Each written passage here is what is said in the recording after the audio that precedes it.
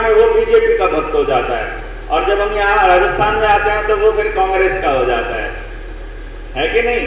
तो इसी तरह से आप दिल्ली में जाएंगे तो वो किसी और पार्टी का हो जाएगा।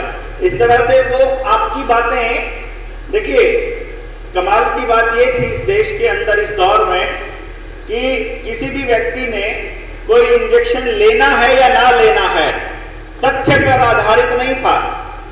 कुछ लोगों ने इसलिए लिया कि मोदी जी ने कहा था, और कुछ लोगों ने इसलिए नहीं लिया कि मोदी जी ने कहा था। फिर यही कुछ लोगों ने इसलिए लिया कि राहुल गांधी कह रहा था, और कुछ लोगों ने नहीं लिया कि राहुल गांधी कह रहा था। किसी ने अरविंद केजरीवाल के कहने से लिया, किसी ने अरविंद केजरीवाल के कहने से नहीं लिया, मतलब वो दूसरे को नहीं अगर सुन पाया। कहने का मतलब यहाँ हमारे यहाँ विचार से ज्यादा व्यक्ति को महत्व दिया गया, और जब जब विचार से ज्यादा व्यक्ति को महत्व दिया जाएगा समाज का सर्वनाश तय है। इसीलिए ये हर पार्टी को व्यक्ति केंद्रित बनाना चाहते हैं, हर आंदोलन को व्यक्ति केंद्रित बनाना चाहते हैं, हर विचार को भी व्यक्ति केंद्रित बनाना चाहते हैं। अब मानव विकास का या इंसान के बचाने का या मानवता का या फिर समाजवाद का या एक दूसरे के सहायता बनने का, कोऑपरेटिव सोसाइटी बनाने का विचार, ये तो सत्य विचार है, ये किसी व्यक्ति के तो हो ही नहीं सकते। लेकिन ये लोग क्या करते हैं, उसको व्यक्ति का विचार बना देते हैं, और ये व्यक्ति का विचार बनाने से विचारों की हत्या करना आसान हो जाती है, क्योंकि फिर आपको सिर्फ व्यक्ति का ही कैरेक्टर असैसिनेशन करना है, फिर विचार की हत्या अपने आप हो जाएगी। एनी हाउ, इसीलिए हम लोग कोशिश कर रहे हैं कि जनता सरकार मोर्चा में भी व्यक्ति केंद्र में ना हो, विचार केंद्र में रहे। और इस कार्यक्रम की अगली रूपरेखा निर्धारित करते हुए, अगले स्टेप पर बढ़ते हुए, इसके मोटे मोटे बिंदुओं के ऊपर और अपने विचार और अपनी समझ को आपके सामने रखते हुए मैं आमंत्रित करूंगा भाई सुनील शर्मा जी को कि वो आए और अपना विजन और अपना मिशन बताएं, क्योंकि राजस्थान में ऑलरेडी इनके वाले मिशन पर काम हो रहा है। राजस्थान के अंदर हाइब्रिड बीज का इतना ज़्यादा प्रचलन नहीं था कुछ साल पहले तक।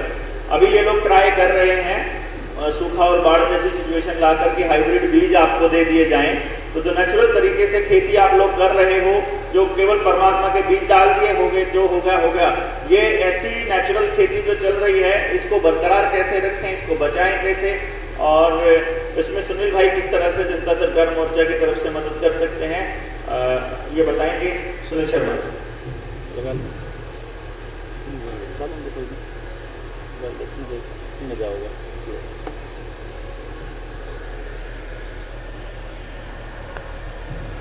आप सभी को नमस्कार।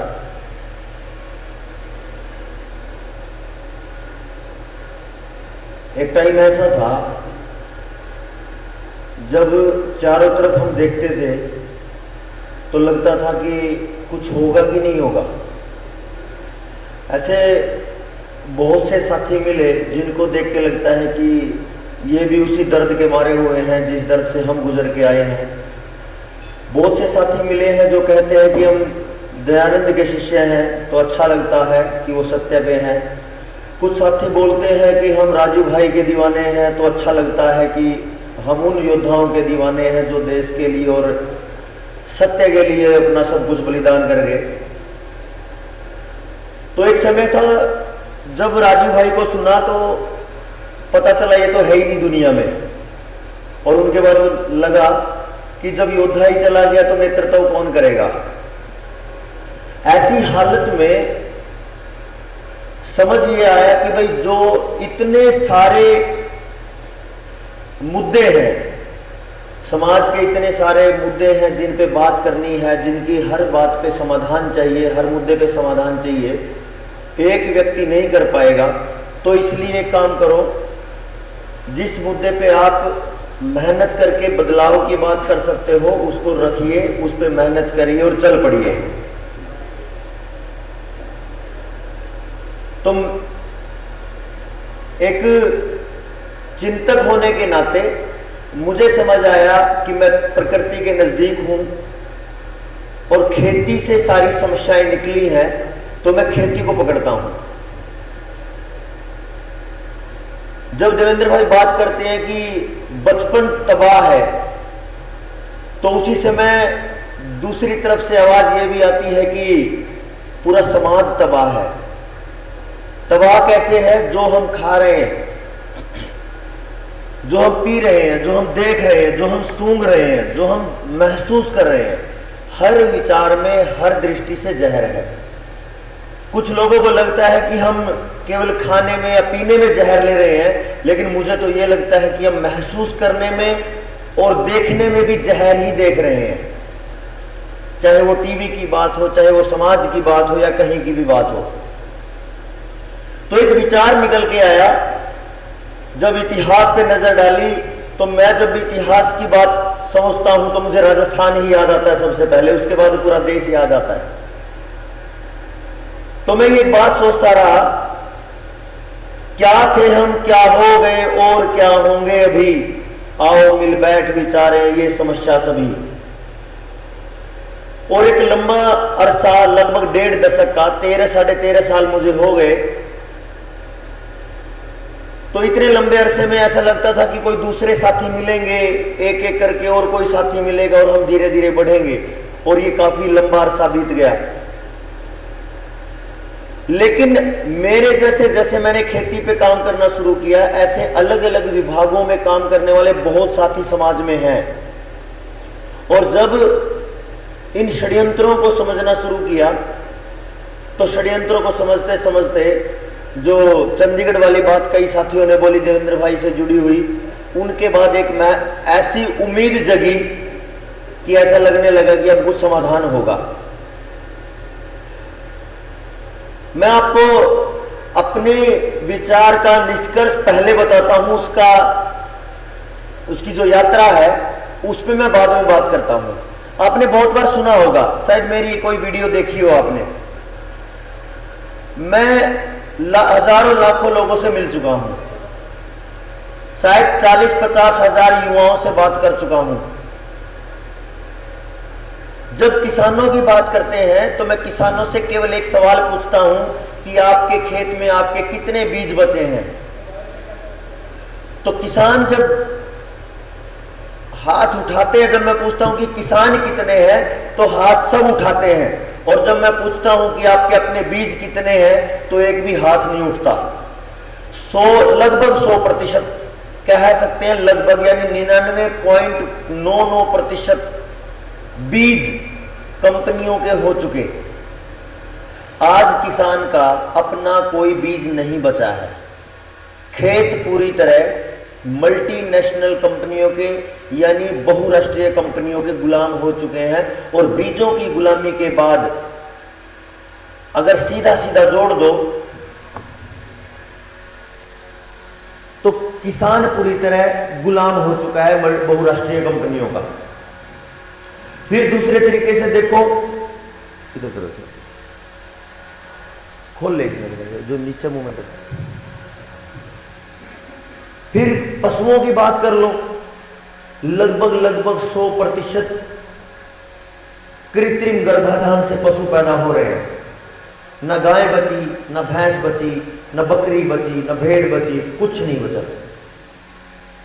और फिर मानव की बात है, जिसको जैसे वो भाई साहब कह रहे थे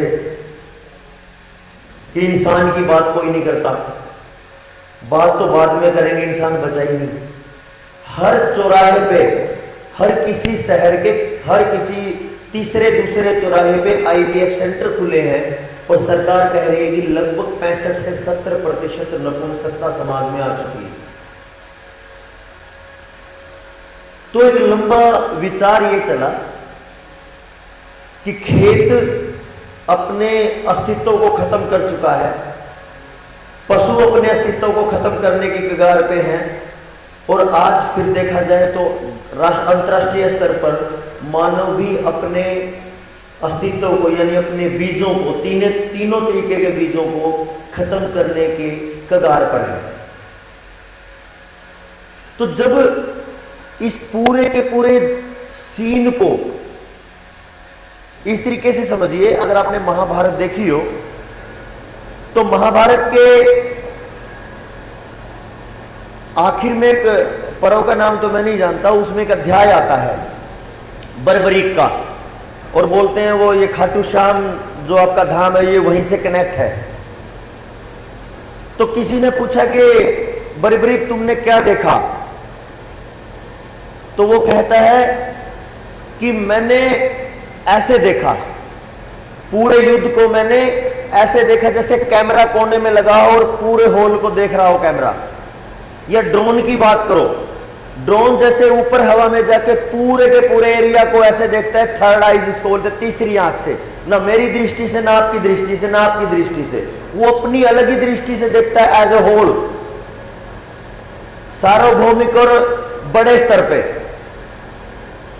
तो जब बरबरीक की उस बात को मैं यहां महसूस करता हूं, तो मैंने पिछले 13-14 साल में 2011 की शुरुआत से और आज तक जो अंतर्राष्ट्रीय और राष्ट्रीय और जो लोकल स्तर की जो समस्याएं हैं उनको मैंने उस बरबरीक की नजर से देखने की कोशिश की है।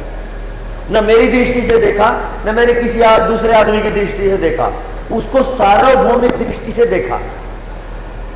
और सार्वभौमिक दृष्टि से यह पता चलता है, जब हम लोकल लेवल पे देखते हैं तो लगता है कि बिरादरियां लड़ रही हैं, जब हम थोड़े बड़े लेवल पे देखते हैं तो लगता है कि मत पंथ संप्रदायों के झगड़े हैं, जब हम दूसरे थोड़े से और ऊपर बढ़ते हैं, थोड़ा दूर एरिया में देखते हैं तो लगता है कि तो राज्यों के झगड़े हैं। जैसे हरियाणा पंजाब की बात करते हैं तो पता चलता है कि पानी का झगड़ा है। जब छत्तीसगढ़ में जाओ तो लगता है कि नक्सलियों ने पूरा तबाही कर रखी है। जब हम लोकल लेवल पे देखते हैं छोटे स्तर पर, तब हमें लगता है कि ये झगड़े बीच के हैं, आपस के हैं। लेकिन जब हम उन्हीं घटनाओं को ड्रोन के तरीके से किसी तीसरी आंख से देखते हैं तो पता चलता है कि वो तो कारण कुछ और है और समस्या कुछ और है। मैंने राजीव जी को सुना था और वो ये कह रहे थे कि मैं नक्सलियों के बीच में भाषण दे के आया हूं। नक्सलियों के बीच में जब मैंने चर्चाएं की हैं तो पता चला है कि नक्सली तो समस्या है ही नहीं, समस्या तो व्यवस्था है। इसी तरीके से माओवाद की बात करते हैं, इसी तरीके से Patel non Patel, Gujjar non Gujjar, Jat non Jat, Marathi गैर मराठी, पूरे भारत में कहीं भी चले जाओ, जब लोकल स्तर पे आप देखोगे तो लगेगा कि आपस में लोग लड़ रहे हैं, आपस में समाज लड़ते हैं। और जब आप उसको ड्रोन की दृष्टि से देखोगे, जैसे बोलते चील की आंख, ईगल आई से देखोगे तो पता चलता है उसके पीछे कुछ हो रही है। जैसे मैं आपको लंबी चर्चा ना करते हुए छोटी छोटी कुछ बातें बताऊंगा जिससे आप कनेक्ट करना, और इन विषयों को फिर थोड़ा टाइम के बाद जब एक साथ जब इन पे बात करेंगे तो क्लियर बातें को समझ आएंगी। जैसे कल हम यमुनानगर में थे, अंबाला में थे, वहां पे एक कुड़की का केस था, लोन का। पता चला था कि बैंक अपने पुलिस वालों के साथ, अपने अधिकारियों के साथ आएगा और कुड़की करवा के जाएगा। तो मोर्चा की तरफ से कॉल आई कि सभी चलेंगे वहां पे और देखते हैं कि वो क्या है मामला। तो वहां चले गए। वहां कुछ साथी चर्चा कर रहे थे। क्या कहा उन्होंने, देखिए एक एक बात को ध्यान से सुनना। किसान है ना, कामचोर हो गया, ये उनमें कई किसानों का अपना मत था। कोई कहता है किसान ने खर्चे बढ़ा लिए, कोई कहता है मशीनों के ऊपर डिपेंड हो गया, कोई कहता है फ्री का चाहिए किसानों को। ऐसे बहुत से सवाल उनमें आए। तो मैं एक सवाल का आपके बीच में जैसे विचार करें, उन्होंने कहा कि किसान कामचोर हो गया और मजदूर भी कामचोर हो गया, तो आपस में किसान मजदूर रहा ही नहीं, मजदूर मिलते नहीं, क्योंकि वो किसान वर्ग था, वहां पे मजदूर लोग बैठे नहीं थे। तो मैं चर्चा कर रहा था कि चलो थोड़ा सा पीछे चल पड़ो, एक एक विषय को समझेंगे। अगर कोई अखबार में खबर छपती है अमेरिका में, कोई अखबार में खबर छपती है चीन में, कोई अखबार में खबर छपती है जापान में या दुनिया के धरती के किसी हिस्से में, अगर वो अखबार में छपी है तो आज नहीं तो कल नहीं तो परसों या आने वाले कुछ समय के बाद वो आपके जीवन को प्रभावित करने वाली है। अगर हम ये समझ जाते हैं तो अच्छा है, और अगर नहीं समझते हैं तो ये आपकी भूल है। ये शुरुआत अमेरिका से होती हुई और भारत तक आई, और भारत में एक नियम बना, और जब तक मोबाइल नहीं आए थे, गांव-गांव केबल नेटवर्क नहीं आए थे, तब तक एक चैनल चलता था डीडी नेशनल, और उसके साथ में 4-5 साल एक चैनल चला डीडी मेट्रो। जब आपने वो एंटीना घुमाया होगा बचपन में, सबने घुमाया होगा, तो उसमें मैंने लगातार एक खबर सुनी, 100 दिन का रोजगार, 100 दिन का पक्का रोजगार मजदूरों के लिए, जनहित में जारी। मैं बच्चा था तब, लगभग 13-14 साल का रहा होगा जब ये इस तरीके से चला रहा था। तो मैं सोचता था एक बात, जो आप तक शायद विचार बने, कि क्या कोई आदमी 100 दिन की दिहाड़ी करने के बाद 365 दिन खा लेगा क्या बैठ के? 100 दिन वो दिहाड़ी कमाए, 100-150 रुपए की दिहाड़ी है मजदूर की, वो 100 अगर रुपए के 100 दिन में 150 रुपए के, 250 रुपए के हिसाब से कमा ले, तो बाकी 265 दिन क्या वो रोटी खा लेगा? ये विचार चलता रहा, तब तक इतनी समझ नहीं बनी थी। धीरे धीरे करके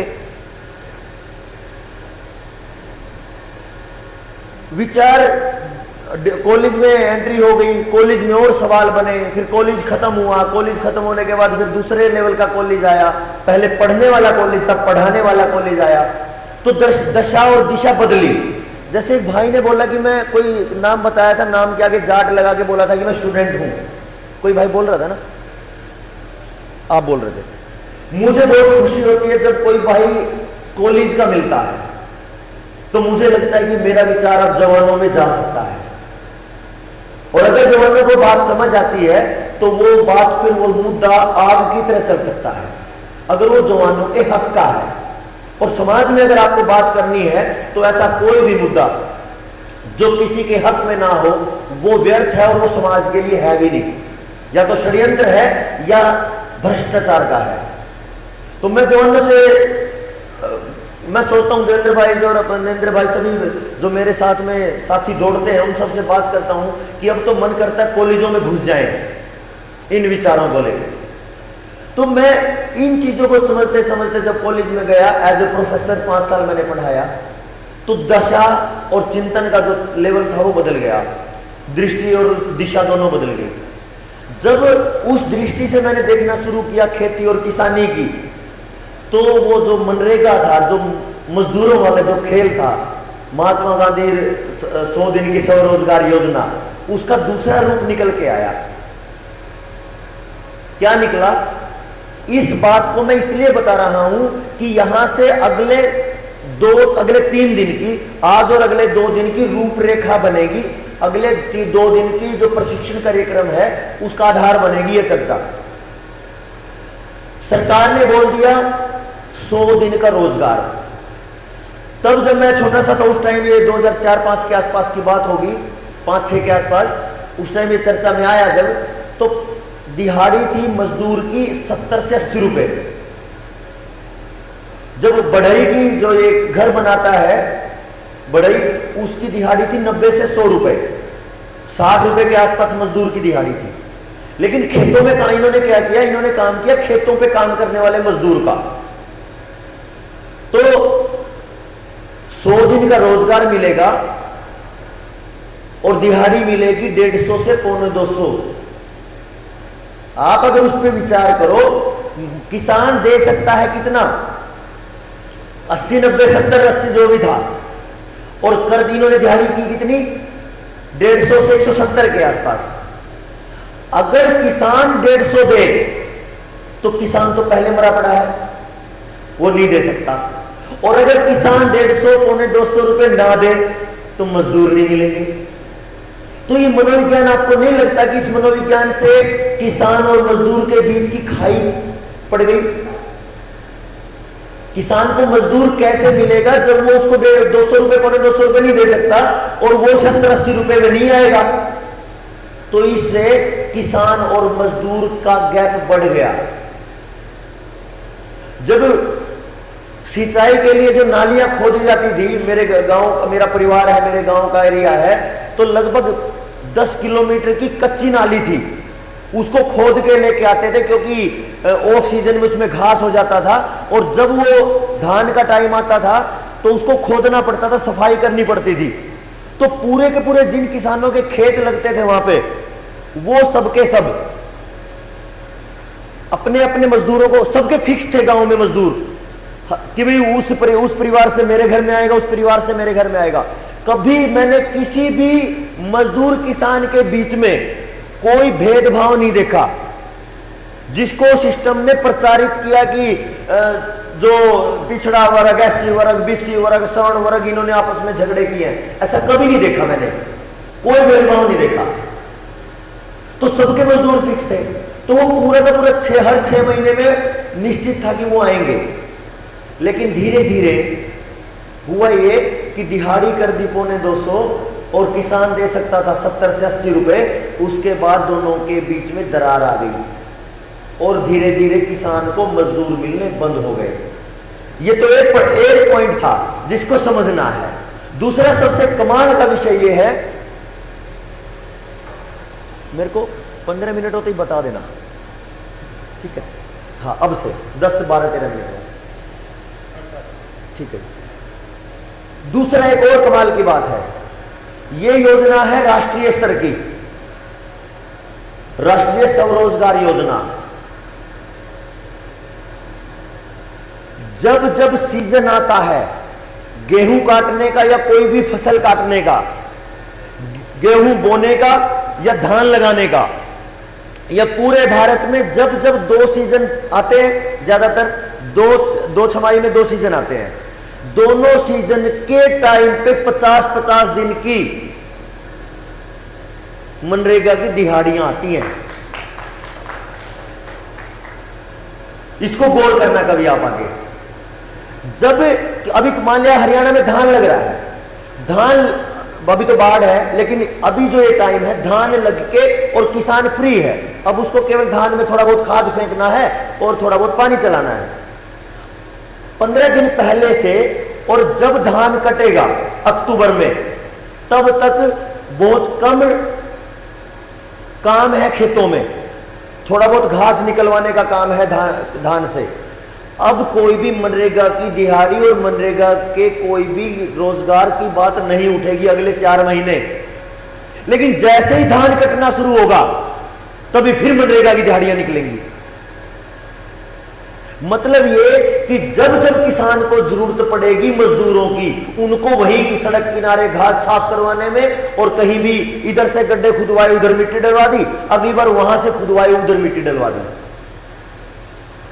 ये काम आम समाज को बहुत कम समझ आता है, लेकिन जब इस पर गौर करेंगे तो बहुत सारी चीजें निकल के आएंगी।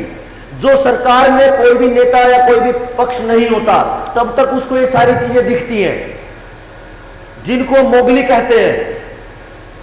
जो प्रधानमंत्री बना बैठा है उसको 2014 से पहले मनरेगा में बकवास दिखती थी, गड्ढे खोदने वाली स्कीम दिखती थी, लेकिन जैसे ही सत्ता में आया तो मनरेगा को उसने और बड़ा कर दिया। और इसके साथ में जैसे ही 2005-6 से आगे हम बढ़े, धीरे धीरे करके किसान और मजदूर के बीच की खाई बढ़ी। अब जब किसान को मजदूर नहीं मिलेंगे, फसल की कटाई और बुआई टाइम पे नहीं होगी, तो क्या होगा?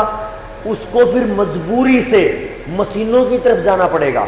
और इसी फिराक में बैठे थे वो लोग जिन्होंने मनरेगा लाने के लिए योजना बनाई थी। वो मैं दिमाग से मेरा नाम निकल रहा है, ये जो योजना है मनरेगा, इसको लाने वाला भी एक अमेरिकी था, उसका नाम मैं बताऊंगा आपको। जैसे देवेंद्र भाई बोलते हैं ना, PHFI, public health foundation of India, Bharat में संस्था है, पूरे भारत के स्वास्थ्य विभाग को देखती है। सरकार के से उसने टेक ओवर कर लिया स्वास्थ्य के पूरे विभाग को, पूरे तंत्र को। इसी तरीके से इस मजदूरी वाले वर्ग को बर्बाद करने के लिए, किसान को तबाह करने के लिए ये मनरेगा लाई गई थी। जब आप इस पे सर्च करोगे तो वो आदमी का नाम निकल आएगा आपको। तो जो चीजें या जो पॉलिसी, जो योजनाएं एक्सपोर्ट होंगी, जो हवा में आएंगी, जैसे हमारे हरियाणा में मुख्यमंत्री हवा से उतर के आया था, पहले कोई नहीं जानता था। जब एमएलए का चुनाव लड़ रहा था मेरे जैसा तो तभी भी नहीं जानता था, क्योंकि उस टाइम तो मैं भी मोदी को जानता था। तो वो जैसे हेलीकॉप्टर से उठा के सीएम बैठा दिया, ऐसे इस देश में जितनी योजनाएं हैं, जितनी पॉलिसियां हैं, वो ऐसे ही हवा से उतारी जाती हैं। तो एक तरफ किसान मजदूर के बीच की खाई खोदी गई, उसी से में कमाल ये किया गया। तीसरी औद्योगिक क्रांति आई थी 15-20 साल पहले, अब तो चौथी आ चुकी है। चौथी में है एआई, आर्टिफिशियल इंटेलिजेंस, उसमें है ड्रोन, उसमें और सब कुछ है जो आज खतरनाक चल रहा है। लेकिन उसमें आई थी मशीनें। 2001, 2, 3 तक मैं आपको बताऊं, 4 कुनबे थे। मान ली मैं हूं, मेरा परिवार बहुत बड़ा था, 3 दादा थे, आगे लगभग 13-14 चाचा ताऊ थे, उनके आगे भाई, मतलब इतना बड़ा परिवार था। क्या करते थे, जिसकी फसल पहले आ गई सारा परिवार मिलकर पहले उसकी काटेगा, उसका काम हो गया, फिर वो सब दूसरे की काटेंगे और फिर उसकी तीसरे की, यानी पूरा समाज, यानी पूरा परिवार, पूरा कुनबा 1-1.5-2 महीना उस सीजन में लावणी करेगा। लेकिन वो चीजें धीरे धीरे खत्म हो गई और जैसे ही मशीनें घुसी, मजदूर खत्म होते ही मशीनें घुसी और मशीनें आई मजबूरी से, ऐसा नहीं कि वैसे ही आ गई।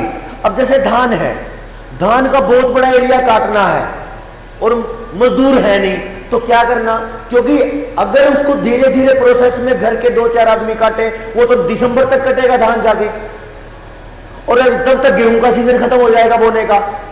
तो वो स्पीड देने के लिए मशीनें घुसाई गई और ये मशीनें भी वही लेके आए जो मनरेगा लेके आए थे। मेरी बातें आप तक पहुंच रही है, आप कनेक्ट कर पा रहे हैं इन सारी चीजों को। ये मैं इतनी देर से केवल एक विषय, मतलब खेती की एक योजना की बात कर रहा हूं मैं। पहले खाई खोदो, उसके बीच में समाधान के रूप में बहुत बड़ा व्यापार का रास्ता निकालो। किसान मजदूर को तोड़ दिया, मशीनें घुसा दी, और मशीनें घुसाने का एक और कमाल का रास्ता है, यह भी गजब है। एक मशीन आएगी सबसे पहले लेवल की, मान के चलो एक मशीन आई 2-2.5 लाख रुपए की, अब तो 15-15 लाख रुपए के, 10-10, 8-8 लाख रुपए के ये जो हैप्पी सीडर, सुपर सीडर और पता नहीं क्या क्या आ रहे हैं। होगा क्या, पहले फर्स्ट ग्रेड की मशीन आई 2 से 2.5 लाख रुपए की, किसी किसान ने खरीद ली कि भाई मेरा भी काम चलेगा और थोड़े दिन किराया कर लूंगा और मेरा काम चलता रहेगा, रोटी निकलती रहेगी। जैसे ही उसको 2 सीजन होते हैं, 2 या 3 सीजन निकलेंगे, तब तक उसकी अपडेटेड वो आ जाएगी नई मशीन, और वो पहले वाली अब उसका कोई काम नहीं, उसकी कीमत भी पूरी नहीं होती, तब तक तो अगली मशीन आ जाती है। जब तक अगली की पूरी कीमत नहीं होती, उससे अगली आ जाती है। और इस कारण से हर दिन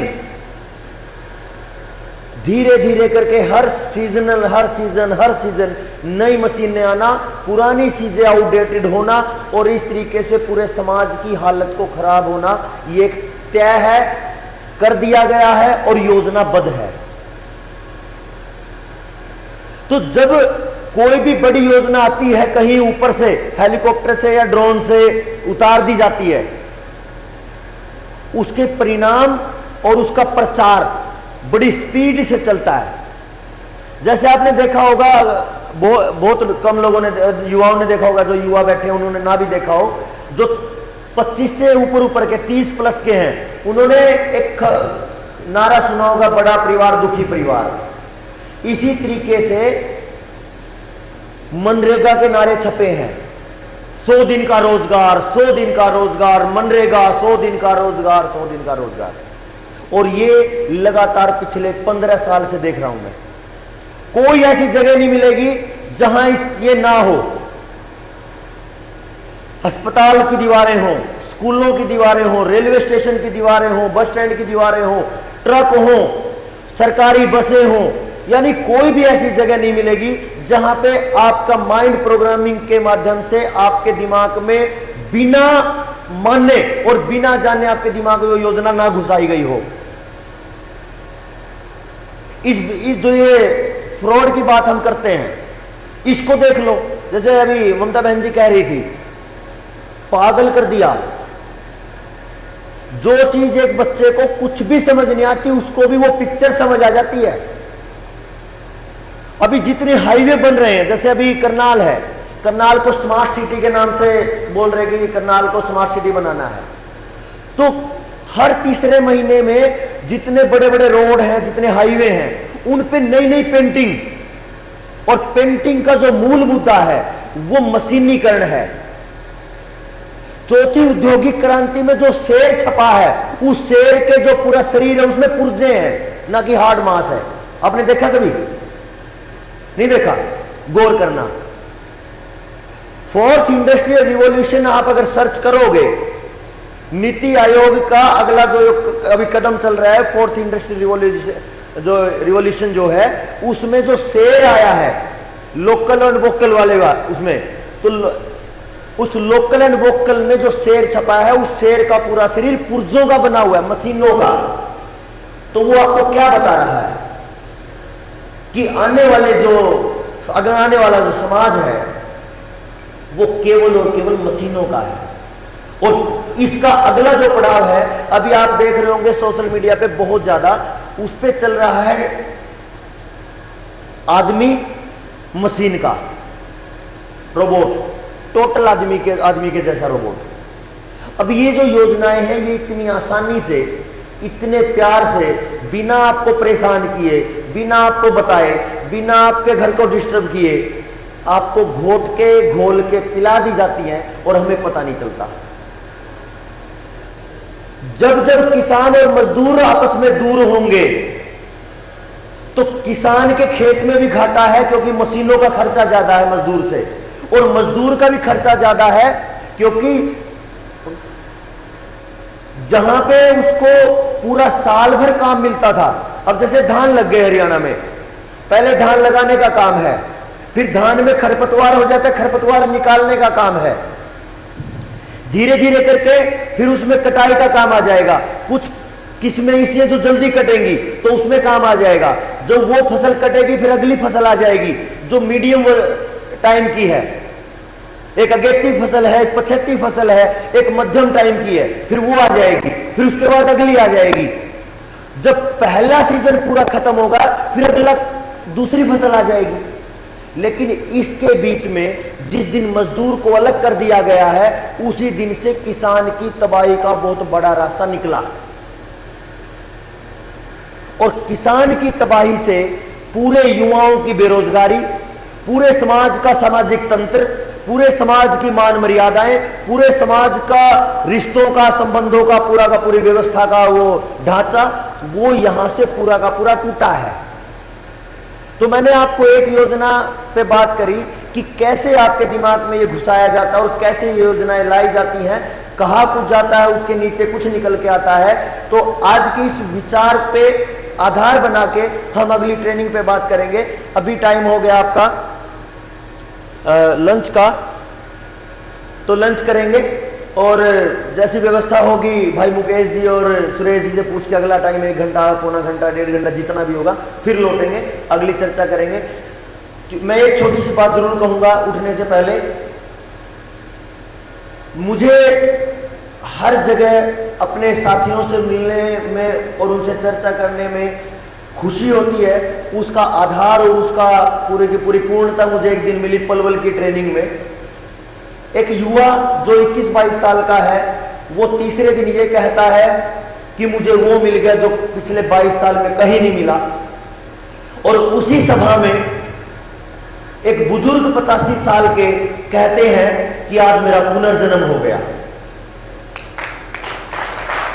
तो आपको अगले 2 दिन में, 2.5 दिन में समाज की